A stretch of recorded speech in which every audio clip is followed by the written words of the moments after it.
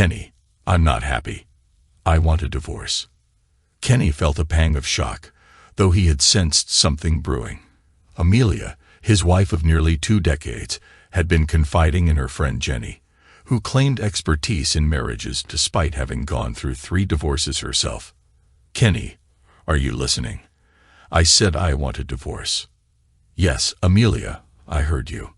But this is a serious matter, and I don't want to rush into a response. I tried to be a loving and faithful husband and a good father. If there's an issue, you haven't brought it up before, and our intimacy seemed fine. So, I'm at a loss. However, I can't bear the thought of holding you back from happiness. Though it hurts, I'll support your decision. Could you tell me if this has been a recent feeling or if it's been building up? Amelia replied, It's been building. I need space, time to explore other things, maybe see other people. Legally, we'd have to be separated for 90 days after signing the papers. By the end, I might change my mind about the divorce. We might not have to go through with it. Her husband mused, That's similar to what I've heard from others going through divorces. During the 90-day separation, we're both free to see other people without it being seen as cheating. But at the end, we both have to agree to stop the divorce. However, either of us can continue with it without the other's consent. Kenny realized Amelia might not have fully considered that he'd have the same freedom she desired. I thought if I filed first, it was my decision whether to continue or proceed with the divorce. Amelia's certainty wavered. Kenny replied, I don't think it works like that, but just to be clear, I'll file too so we're on equal footing. Isn't that fair? Amelia hesitated. I suppose. Are you saying you want a divorce? Apparently, I've misunderstood. I thought I was fulfilling my roles as a husband, father, and partner. No, I don't want a divorce, but I won't stand in your way. Honey, I never said you were failing. You've been wonderful in all those roles. I just want to try new things, spend time with other people. It might help me feel better about myself. I just need some space. Being legally separated would give me that freedom. Amelia, you're needing more than what I can provide is essentially me being inadequate.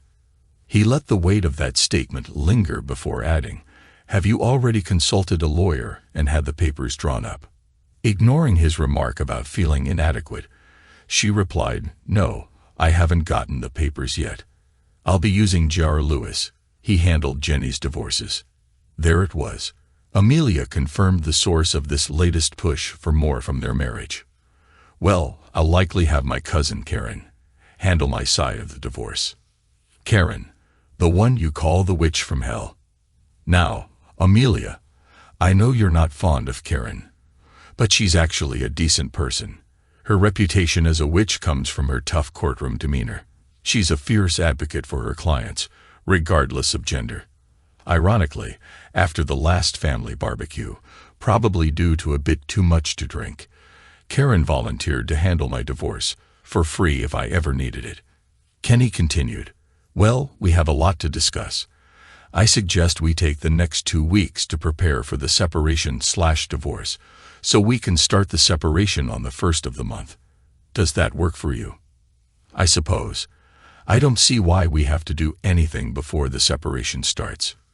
Kenny explained, The purpose of the period is like a trial run of post-divorce life. Otherwise, we might end up realizing after the divorce that it's not what we wanted, and that could get messy. Does that make sense to you? I suppose. I hadn't thought of it like that. Amelia's resolve softened. I have an idea. Let's go to the kitchen, grab a legal pad, and start planning what we need to do. I'll make some coffee. With that, Kenny got out of bed and headed to the kitchen, leaving Amelia lost in thought.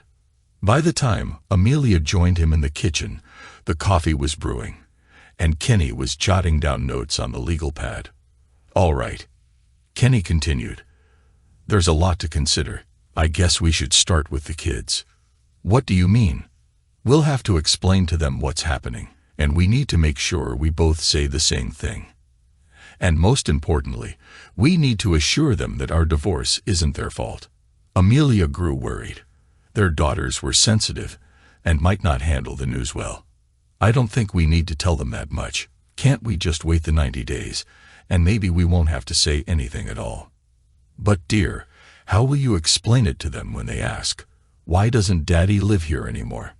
But why wouldn't you be living here? We'll still be their parents. I thought you'd continue living here during the separation. And we could, both of us could go out sometimes without disrupting the kids' lives. I don't think that would work, Amelia. First, we'd have to coordinate our dating schedules. One of us might get upset if the other wanted to go on a date one night, and the other said it wasn't convenient. We might think the other was trying to hinder us from dating. Most importantly, how will you experience what it would be like if we were to divorce, if I'm still doing all the things you would have to do if we did divorce? Besides, the kids might figure out or hear from others that we've been seen going out with other people. We not only need to tell the girls, but all our relatives and friends need to be informed.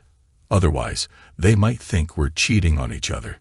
The most concerning aspect is that, regardless of how we explain it to them, they might still feel they're to blame. It's unfortunate, but from what I understand of child psychology, it's difficult to prevent children of divorce from feeling partially responsible. Our priority should be to consistently reassure them of our love. They're good kids, and they'll likely adjust over time, though it might require some professional therapy. Plus, they might even enjoy having additional grandparents from your new partner and mine, which could mean more gifts on special occasions. But coordinating birthdays, holidays, and other events will become even more crucial than it is now with just one set of grandparents each. Also, if I stay in the house, you'll have to meet your partner elsewhere, not at home or in an expensive motel. It wouldn't be fair to either of us or to the kids to have a new partner at home while the other is there. We need to figure out how having two households will affect our finances. Obviously, it means less money for us, since we'll have to cover rent and utilities for my apartment on top of our current expenses. You'll have to start handling the costs and responsibilities we currently share on your own, or I'll have to manage them for the family alone. Joint assets are typically split equally. That means canceling joint accounts, credit cards, and then there's alimony and child support. It's overwhelming. There's so much to sort out before the end of the month. Amelia sat in stunned silence, unsure of what to say. Kenny continued, I'll try to find an apartment close to work, with 2 bedrooms, so the girls have a place to sleep when they stay over on my visitation nights. Visitation. In most divorces, visitation means the non-custodial parent gets to see the kids every other weekend and alternate holidays, unless the custodial parent agrees to more. Kenny, I would expect you to spend more time with the girls. They have homework, sports, drama, and other events where they're used to having you around. Plus, you all seem to enjoy your time together so much. Sweetheart, I'll do my best to remain a big part of their lives. However, you or your boyfriend/husband will need to pick up some of the things I've been doing. That's just the reality. Weeknights for visits will be tough because they should be home for school the next day. If I find someone else, she might have kids too, and I might need to help with their homework and activities. You might have to help your new husband with his kids. Then there's the issue of managing clothes and toiletries in 2 places, arranging transportation, since I might not live on their school bus route, and just the disruption of routines. It won't be easy for any of us. This isn't going the way Jenny said it would, Amelia thought to herself. She said her husband would fold at the mention of divorce and offer to continue everything he did for the family, but also let her date others on the side. I'm losing control of this situation fast. Kenny, I'm feeling overwhelmed. I need to sleep on all of this. Let's talk more tomorrow. I'm going back to bed. Are you coming? She hoped he would join her, hoping sleep would persuade him to give in without all this talk of responsibilities and dividing money. Sweetheart, I need to jot down some more ideas about what needs to be done before bed. You know how my mind works. The more we settle before the first of the month, the better we'll both feel. Amelia didn't sleep much. She had to talk to Jenny about Kenny's unexpected reaction. Jenny would know what to do next.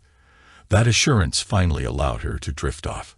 She woke up and immediately noticed Kenny wasn't in bed, nor did it look like he had slept there. Good grief. That fool stayed up all night working on that separation list. But when she entered the kitchen, Kenny wasn't there, just the pad on the table. She found him sound asleep in the guest bedroom. Returning to the kitchen, she started breakfast. While cooking, she glanced at the pad. Under things to change responsibility to Amelia were mortgage, homeowner's insurance, utilities, cable, cell phone, garbage, internet security, car payment, car insurance, health insurance, dental insurance, Amazon Prime, LifeLock membership, Life Flight medical evacuation, and the list went on. That was on top of all the banking changes they had discussed the night before. On the next page, there was a breakdown of his new expenses related to his apartment and a projected budget showing how much alimony and child support she would need to maintain their current lifestyle for her and the girls. It showed they would be several $100s short per month. He also listed ways to cut expenses, like cutting out his beloved trips to Waffle House and Starbucks. That will really hurt him, she chuckled. Then he added her gym membership, the women's groups she belonged to, and eating out more than once a week. He even listed some of the kids' expenses, like fees for extracurricular activities, uniforms, and other required materials. The effect on the children wasn't part of her divorce plan. On another page, he listed chores that Amelia would have to do with him gone, or hire someone else to do, like putting gas in the car, scheduling car maintenance, calling the plumber, heating and air conditioning repair service, lawn mowing, car washing, grocery shopping, and more. She had to put the pad down. Why isn't Kenny acting like he's supposed to and giving me what I want? I need to call Jenny before Kenny gets up. Hello, Jenny, it's Amelia. We have to speak quietly because Kenny is asleep nearby. How did it go last night? Jenny's voice expressed excitement and expectation of a positive response from Amelia. Instead of asking what he could do to make things better so I wouldn't divorce him, he agreed to the separation, and then he started making a list of all the things he does now that I would have to do if we were divorced. Kenny's planning to get an apartment and only taking care of the girls every other weekend. He says we need to actually separate and act like we really are divorced, so we can make a more informed decision on whether or not to divorce after the 90 days. He's not acting like divorce is really scary to him.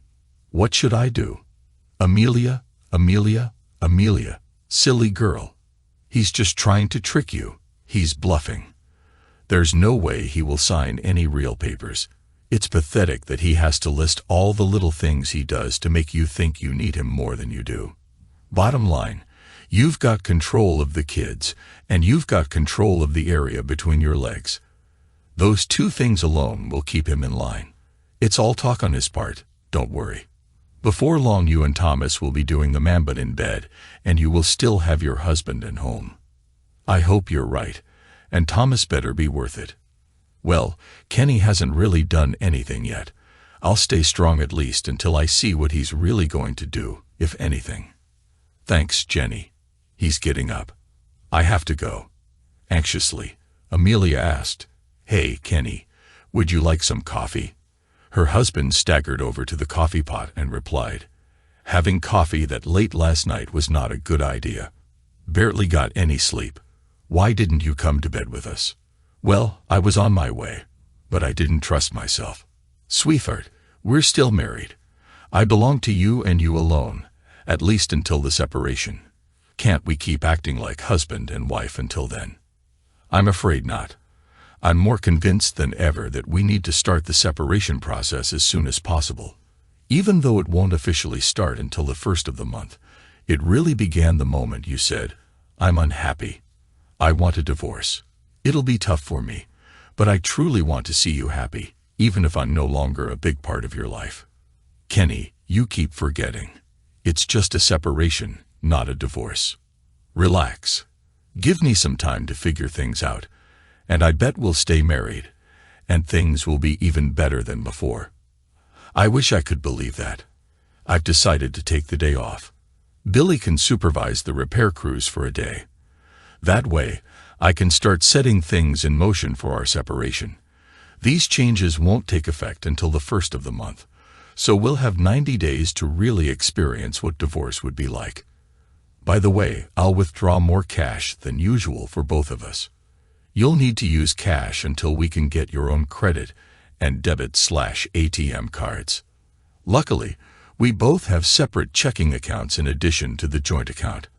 I'll transfer half of the joint account balance to each of our separate accounts. We need to do that now so we can have the new cards and checks ready by the 1st of March. I'll let you know tonight what I've done and what you need to do to take control of your portion of the assets. Oops, you better hurry so you won't be late for work. I'll take care of breakfast and see the kids off to school. Amelia wasn't very productive at her job as office manager for the State Farm Insurance Regional Office. Thomas, as usual, came by to flirt.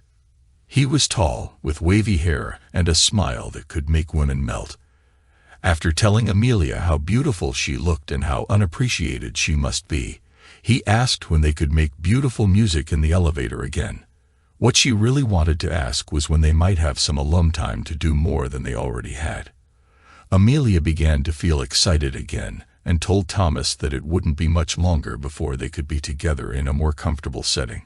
She promised to call him later about elevator time today. When he left, her worries about her separation from Kenny were replaced by memories of Thomas' kisses, fondling, and groping in the all-too-brief elevator rides they had shared over the past few months since he had started working there.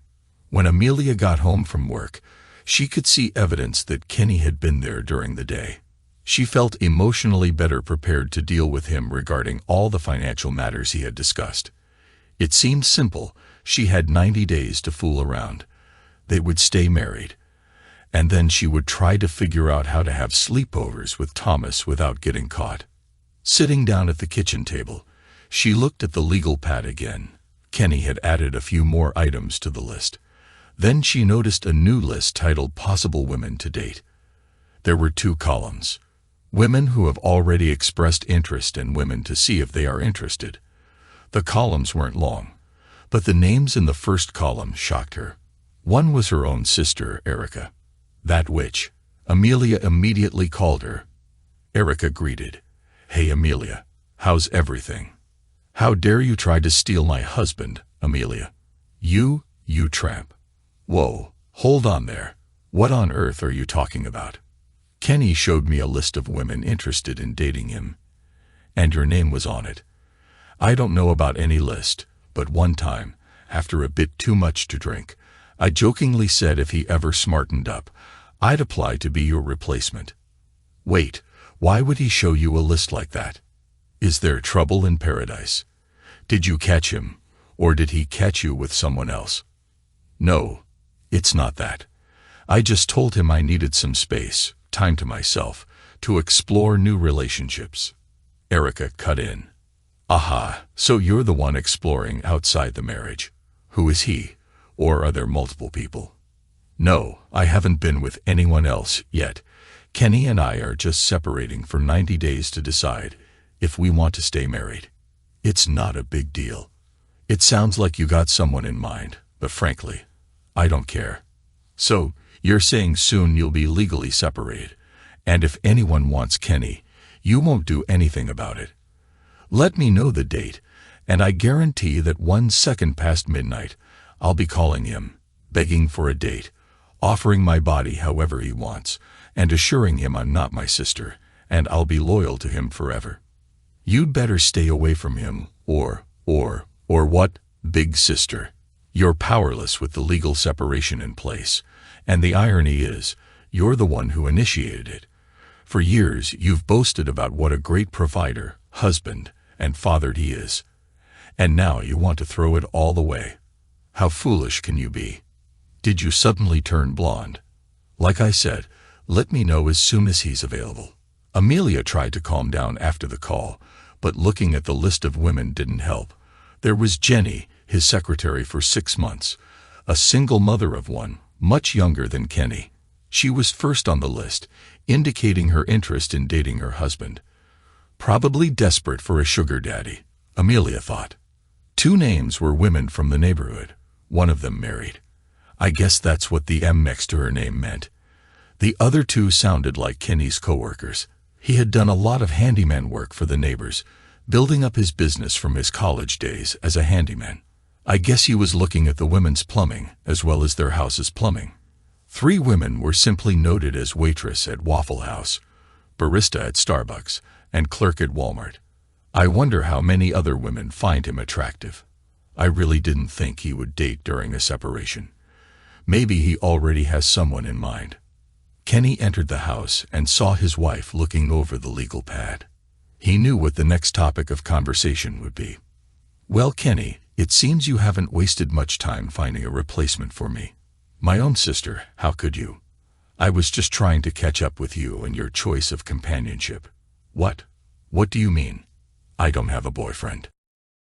I just want to explore new relationships, like with Thomas Bryant. How do you know about? What does Thomas Bryant have to do with this?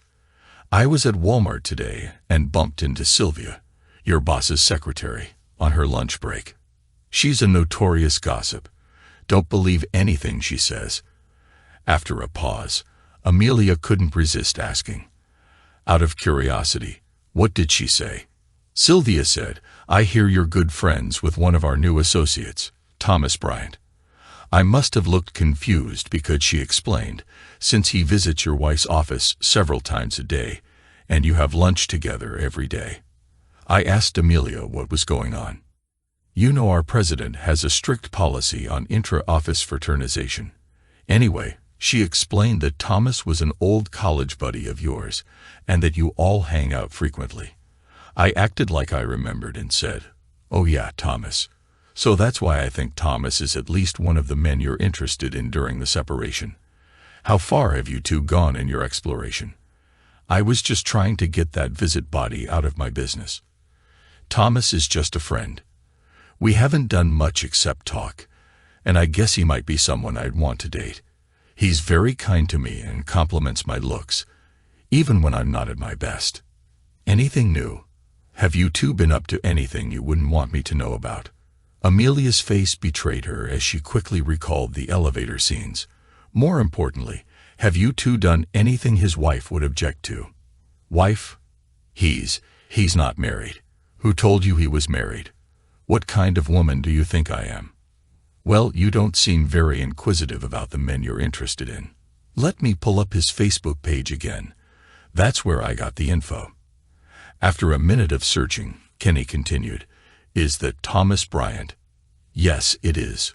What does it say about his marital status? It says he's married to Cynthia and has 2 boys. Amelia quickly offered, This could be outdated. He might be divorced by now. Take another look. It was updated 3 days ago. Don't you think he'd update something as important as whether he's married or not?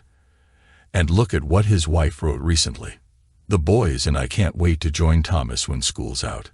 Johnny and Thomas Jr. have been important players on their high school baseball team and might make it to the state tournament. We'll be reuniting our family as soon as the school year is over, or maybe later if they make it to the state tournament. That jerk. I swear he didn't mention he was married. I wouldn't do anything to break up a marriage. You don't seem to have any qualms about ending your own marriage, came the blunt observation. Amelia felt the weight of her actions in the awkward silence that followed. She needed a moment to gather her thoughts. Thomas was the primary reason she desired separation, but she couldn't reveal that to Kenny. Well, he was just one of several men I might consider dating. I could make a list just like you did. Kenny interjected, Oh, I just had another thought. If we end up wanting to reconcile after the divorce, we should exchange medical reports to ensure we're both clear of STDs. You're just being spiteful now. Just cautious. I hadn't really planned on dating anyone, since it might only be temporary, but if I feel the urge, I might seek out a professional. I'm sure you'd want to feel safe, just as I would. It's not just about you. It's about who you've been with, and who they've been with, and so on. Kenny tried not to reveal how much he relished dismantling Amelia's scheme. While Amelia seethed, Kenny changed the subject. Okay, Amelia, I promise to update you on what I've done to facilitate the separation process. I accomplished a lot today, most of it set to start on March 1st. Sorting out the bank and credit card accounts is the priority, so you have easy access to your funds. We can handle the mortgage, utilities, etc. over the next week. Oh, and I have some good news financially. Did I mention that my secretary, Jenny, manages the apartments at Royal Arms at night? They're close to work, so I inquired about vacancies. They have a 2-bedroom apartment available, but I need to act fast. Normally, they'd be too pricey, but Jenny said if I took on the role of apartment maintenance, we'd get a 50% discount on rent. That means more money for you and the kids. Amelia interjected. You haven't signed a lease yet, have you? Remember, we have 90 days, and if you play your cards right, you might be able to move back here. She refrained from mentioning her thoughts about his secretary, knowing it wouldn't help. No, I haven't signed a lease yet. I had to explain why I was apartment hunting, though. She mentioned they usually don't rent month to month, but since it's just for 90 days, she thought she could make it work. And, when Jenny found out about the separation, she sort of hinted she'd like me to ask her out. It surprised me given the age gap. I had no idea she found me attractive. I politely declined, explaining the workplace rules about employee-supervisor relationships. Jenny said she'd consider leaving her job if that was all it took. So that's why I added her to the list. Amelia's frustration was palpable, but she held her tongue, knowing her thoughts would only escalate the situation. Without waiting for Amelia's response, Kenny continued, There's something else you might like. I've booked 2 tickets for a 10-day holiday in Hawaii. I was waiting to tell you because it was supposed to be a surprise for our 20th anniversary. Amelia's expression lit up with excitement. Hawaii. Oh, Kenny, you know how much I've always wanted to go there. That's fantastic. I can't wait for us to lounge on the beaches and swim in the ocean. Thank you, thank you, thank you. However, Kenny's face remained stoic, not reflecting his wife's enthusiasm. We are not going to Hawaii. When you told me you wanted a divorce, I had to assume we might not make it to our 20th anniversary. When I tried to cancel and get a refund, they said that at this late date I could only get a 20% refund. After thinking about it, I realized that going to Hawaii was really more your dream. I thought you should still go, so I did get them to change the tickets to you, and one person to be named later. It might be a very helpful start for your new relationship if you could offer your new man an all-expenses-paid trip to Hawaii. But Kenny, you're the one I wanted to go to Hawaii with. We could postpone the separation thing. In fact, I'm thinking of canceling the whole thing. I'm not that unhappy with my life now that I've had a chance to think about it. I'm sorry, Amelia. I've given this a lot of thought. I don't think I could enjoy myself knowing we would be coming back to possible divorce proceedings. Even if you canceled the divorce, you can't cancel your having said you want a divorce. Nor can you cancel my imagination about what you and Thomas did when you didn't do anything much. I'm afraid I believe you have already committed adultery, even though you may not have actually had intercourse. I probably will go on with the divorce no matter what you decide, even though I cannot imagine my life without you, and being only half a dad to my girls. Kenny then went upstairs to the guest bedroom. Amelia was crushed. She felt like she had nowhere else to turn but to Jenny. She dialed her number. Hey, Amelia, what's going on? Jenny, everything's fallen apart. Kenny found an apartment, and his flirtatious secretary is making moves on him. And now my sister wants him too.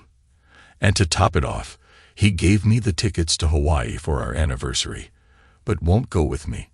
He said I could take my new boyfriend instead. What am I supposed to do? Whoa, slow down. What's the real issue here? You and Thomas could still have a fantastic time soaking up the sun and enjoying each other's company. No, I found out Thomas is married. His wife and kids are moving here soon. I can't go to Hawaii with him. I want to go with Kenny. Wait a second. I think I've figured this out, Jenny interjected. Kenny's playing a slick game. He's lying about booking that trip beforehand.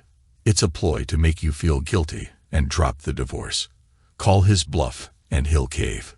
Don't worry, with your looks, you'll find someone better than Thomas in no time and still have Kenny and your family. Oh my goodness, I never thought he could be so deceitful. That jerk. I'm going to make him regret this. Thanks, Jenny. I was about to give in. He's going to pay for this. Talk to you later. When Kenny came back downstairs, he had a small suitcase with him. Amelia remarked, "So you're trying to make it look like you're already moving out. Don't worry, and good riddance. Actually, I was just going to take a few things over to the apartment, so I wouldn't move out too much at once and startle the girls. Jenny said I could start moving a few things in before the first since the apartment was empty anyway. Your mood seems different since we last talked.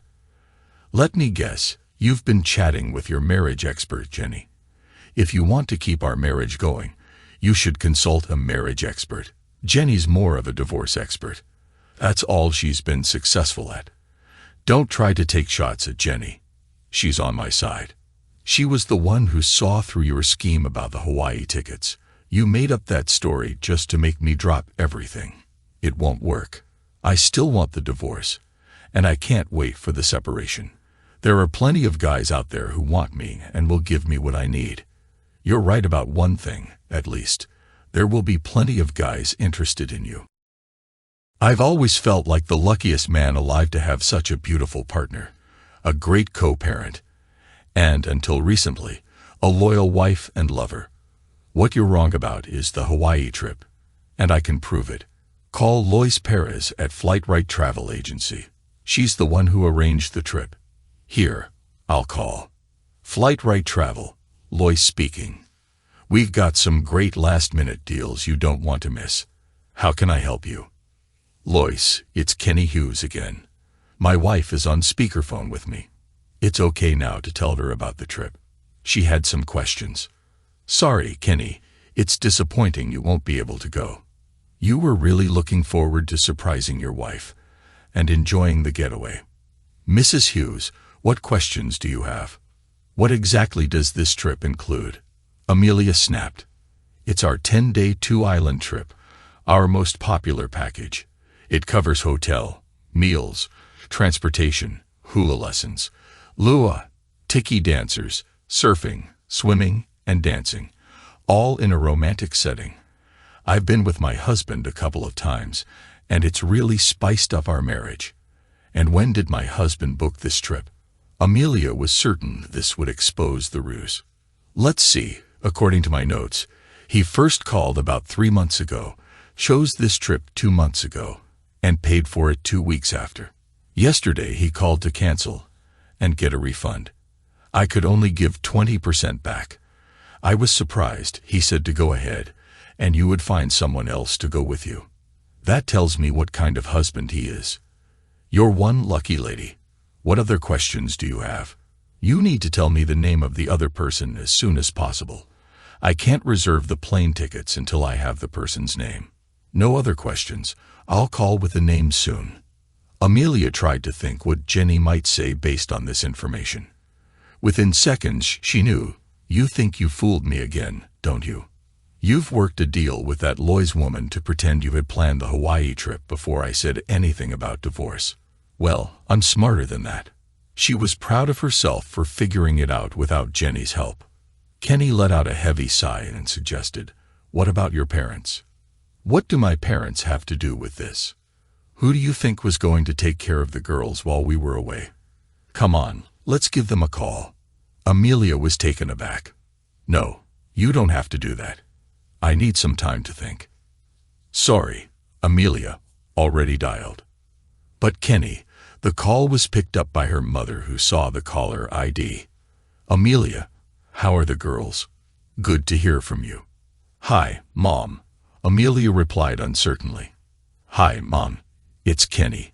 We're on speakerphone together. Just a moment. Let me get your father too. In the background, Amelia and Kenny could hear Jerry. It's Kenny and Amelia. Come to the phone, dear. Hey, guys. What's going on? Jerry joined the conversation.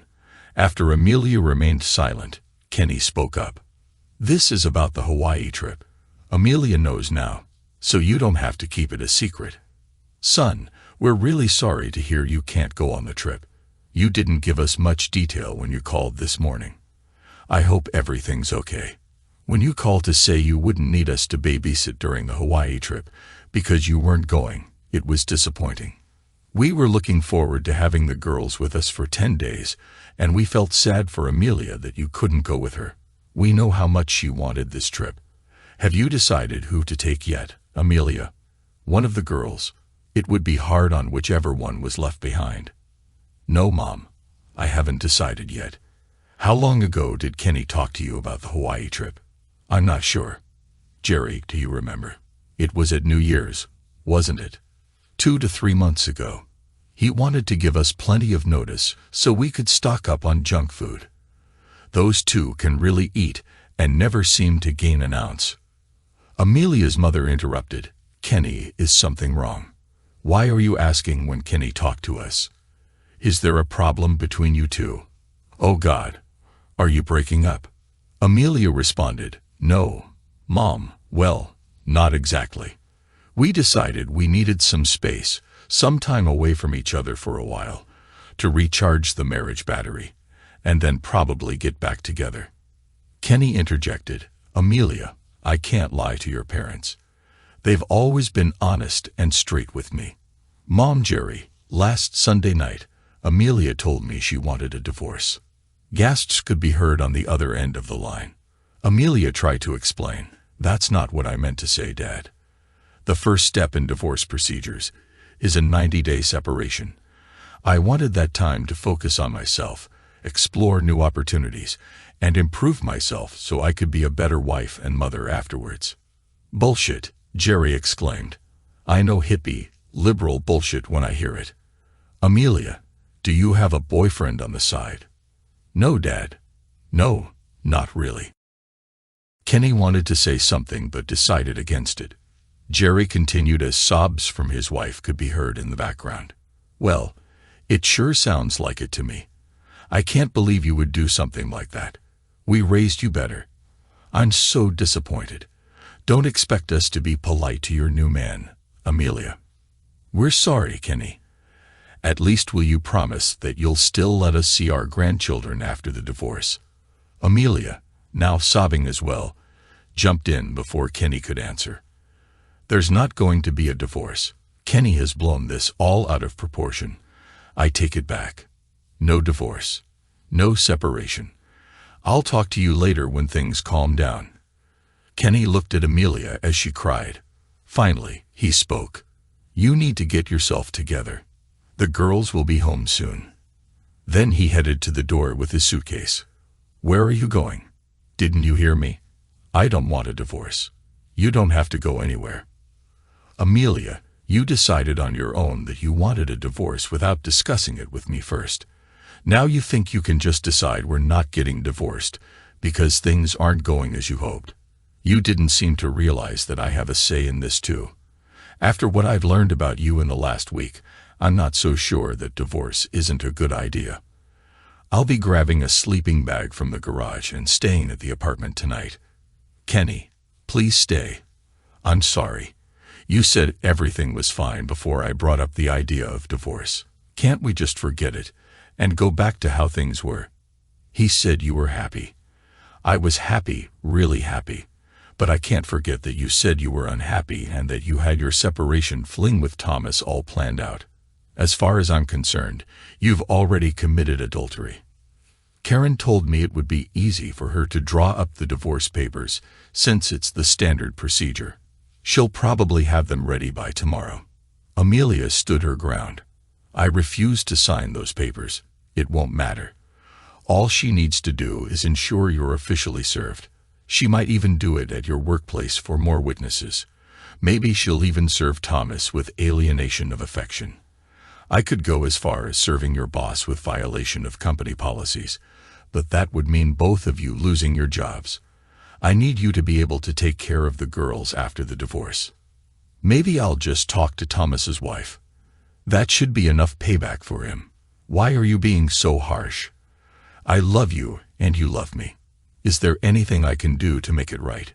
You said divorce would be tough on both of us. Don't you want to avoid that pain? I promise never to mention this mess again. Please, let's stay and figure this out." Tears streamed down Amelia's face. Kenny remained silent and still. Amelia felt she might have gotten through to him. "I vowed to be the best wife ever. I won't even glance at another man. I've given you nearly 20 years of a solid marriage, 2 amazing kids, supported your business through thick and thin, even when it meant dealing with your late nights and dirty work. I've been so proud of your success. Everyone slips up. Please, give me another chance. Please." Finally, Kenny spoke up. "All right, here's what I'll do. I'll take my suitcase and sleeping bag over to the apartment. But before I go, I need you to do a few things. Your words and actions have hurt me more than you realize. If your responses meet my expectations, I'll consider canceling or at least postponing the divorce. I'll be back at 7 o'clock. You might want to send the kids to your parents or a friend's house so we can talk freely." "Okay, I'll do whatever you ask. What do you need me to write?" "First, I want you to apologize for causing this mess, and I want you to beg, not just ask, but beg for my forgiveness. Second, I want you to tell Thomas to stop contacting you. Tell him you'll inform his wife if he persists. Let him know I might file a lawsuit against him and your company if he doesn't comply. Third, I want you to list all the reasons you can think of why I should consider staying married to you. And finally, I want you to call Jenny and tell her that you never want to speak to her again. This is not up for negotiation. If I ever hear the words, 'Jenny says I should again,' I'm out of here. Do you understand what I'm asking you to do if you want us to have a chance to stay married?" "Yes, dear, I understand. I'll have everything ready for you at 7 o'clock, Amelia assured him. "Good, I'll see you at 7 o'clock. Kenny picked up his suitcase and left. Amelia decided to tackle the list starting from the end. She rehearsed what she would say to Jenny. "Listening to you was the worst decision I ever made. You nearly cost me everything I hold dear. Don't ever call, text, email, or even think about me again. If you see me in a store or restaurant, leave or I might not be responsible for my actions." Surprisingly, telling Jenny off made her feel good. Then she called Thomas and delivered Kenny's message. She remained unfazed as Thomas transitioned from begging to insults, shutting him up by mentioning her husband might call his wife if he caused any more trouble. The hardest item on the list turned out to be the easiest, the reasons Kenny should want to stay married to her. Once she let go of her desires beyond what she had with Kenny, she found it easy to recall the things that made her happy about their life together. Amelia compiled an impressive list. This should impress Kenny, she thought. She had no trouble crafting a sincere plea for his forgiveness for the divorce scheme. How stupid, selfish, and arrogant I was. Never again. By 7 o'clock, Amelia was ready and feeling confident. She grew increasingly concerned as 7 o'clock came and went without Kenny's arrival. When he finally returned, 5 minutes late, and without his luggage, her worry heightened. Kenny's face remained serious, just as it had been when he left that afternoon. Amelia tried to maintain a pleasant and humble demeanor. "Here are my responses. I hope they meet with your approval," she said. Kenny studied the list intently. Tears welled up in his eyes as he read through it. Seeing him on the verge of tears, Amelia couldn't help but cry herself, interpreting his emotional reaction as a positive sign. Finally, Kenny spoke. "This is very impressive, Amelia." Hope fluttered in her heart, and she started to rise to hug him, but he waved her back to her seat. He continued, "What you have here is good, but I still don't feel like you understand how deeply you've hurt me." Amelia was devastated. It felt like a 20-pound weight had been dropped on her heart. Collapsing to the floor, she sobbed uncontrollably. Her sorrow reached depths she had never known before. In her anguish, she whispered, "I've ruined my family's life. I'm the worst person on earth. I don't deserve to live. How could I have been so foolish? Kenny knelt beside her and whispered, "Now you might understand how I felt." As Amelia continued to sob on the floor, he headed towards the door. Pausing, he looked back at her. "Am I correct in assuming that we're free to date other people during the separation?" His wife struggled to regain her composure enough to respond. "Yes," but her tears interrupted her, making it difficult to continue. "Do you have plans for tomorrow night?"